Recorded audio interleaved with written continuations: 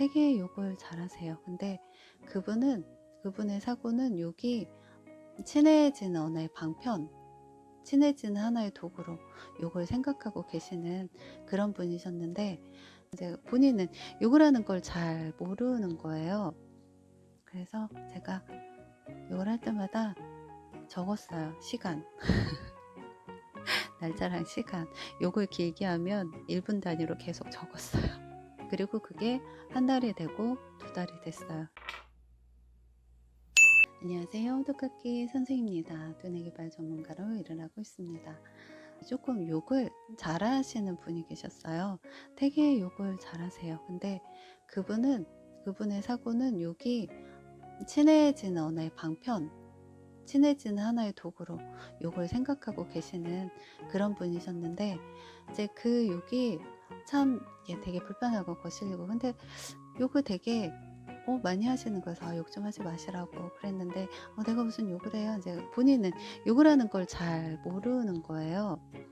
그래서 욕 좀 안 했으면 좋겠다고 얘기하는데 진짜 본인은 모르더라고요. 근데 이분이 학원 선생님이셨거든요. 근데 인기가 되게 좋아요. 인기가 되게 좋은데, 우리 애들은 욕 잘하는 선생님 좋아하는 거 아시죠? 근데 학부모님 보셨을 때는 이제 조금 심란스러운 거예요. 애들은 너무 좋아를 하는데. 그래서 선생님 욕 좀 조금만. 그런데 선생님은 정말 그거를 나쁘다, 그냥 이런 느낌도 전혀 없고, 저 별로 욕 안 해요, 그냥 거의 이런 느낌이셨고. 그래서 한 번은 이제 그 수업을 계속 참관을 한 적이 있어요. 물어봤어요. 참관해도 되겠냐. 된다. 그래서 이제 참관을 하는데, 진짜 욕을 많이 하시더라고요. 그래서 제가 욕을 할 때마다 적었어요. 시간, 날짜랑 시간. 욕을 길게 하면 1분 단위로 계속 적었어요. 욕할 때마다 그 시간을. 그리고 그게 한 달이 되고 2달이 됐어요. 그래서 한번 이렇게 통과를 내봤더니 정말 많이 하셨더라고요. 많이 욕을 하셨는데, 제가 그거를 그 선생님한테 보여줄 수가 없었어요. 선생님이 너무 충격 먹을 것 같은 거예요. 그래서 보여드릴 수가 없었는데 말로만 드렸죠. 선생님이 욕한 거를 제가 이렇게 기록을 게 있다. 그냥 욕을 조금만 줄여줬으면 좋겠다.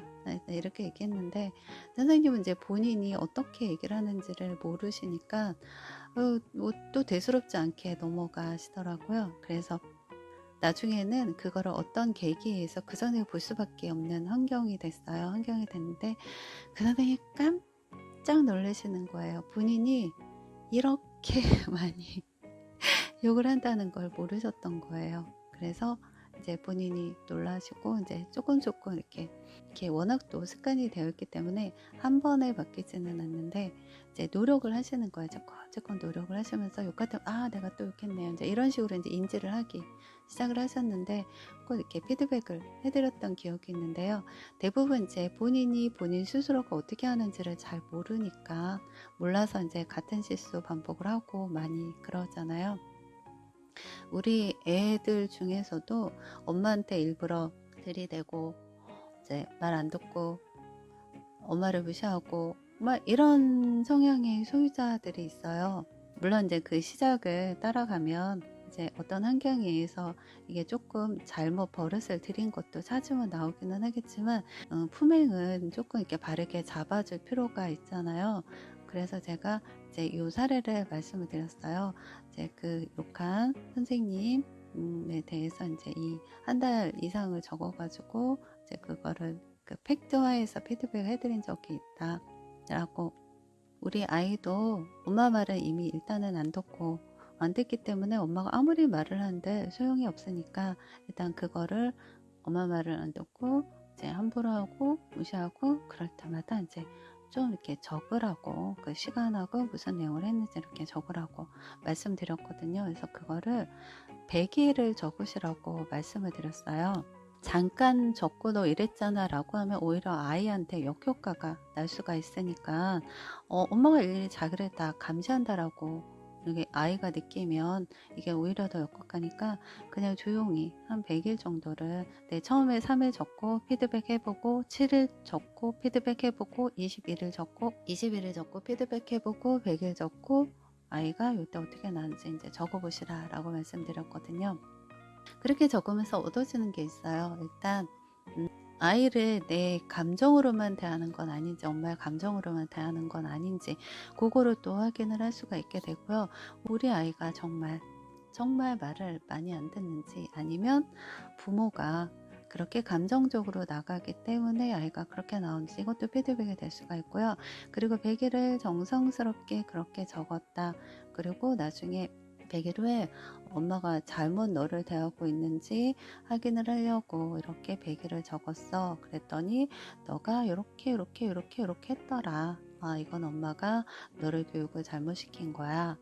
라고 이제 이런 식으로 대화를 조금 나눠 보시면 좋겠다라고 말씀을 드렸거든요. 이런 성향이 그 모두명하고 창의형이라는 기질을 같이 쓰는 아이들이 있어요. 엄마의 사랑을 되게 받고 싶어 하는, 그런데 약간 4차원적인, 약간 이렇게 좀 엉뚱한 생각을 하는, 되게 창의적인데 또 반대로 얘기하면 엉뚱한 생각을 하는, 현실하고 가상세계를 구분을 잘 못하는 그런 유형의 성향들이 있거든요. 그런 아이들한테 이제 요렇게 100일 동안 관찰한 거를 적어서 통계를 내서 너가 이랬고 근데 엄마가 너를 잘못 보는 거 아닌가 해서 엄마가 적어봤어 하면서 사실을 데이터화해서 이렇게 딱 보여주면 아이가 스스로 피드백이 되는 경우가 되게 많아요. 피드백이 되기도 하고 아이가 약간 어머 내가 이랬구나 이제 이렇게 느끼기도 하고, 또 한편으로는 엄마가 나를 100일 동안 이렇게 정성스럽게 바라봐 주셨구나 라는 걸 또 아이가 느낄 수가 있거든요. 그렇게 한번 해보시면 좋을 거다 라고 이제 제안을 드렸거든요. 성향마다 너무 달라요.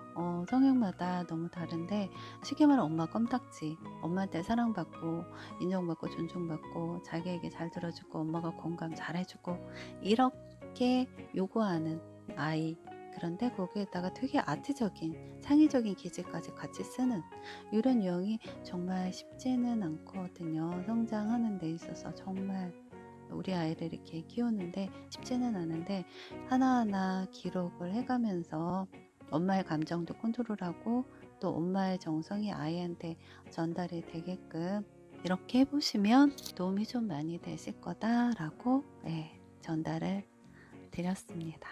호두까기 선생이었습니다. 감사합니다.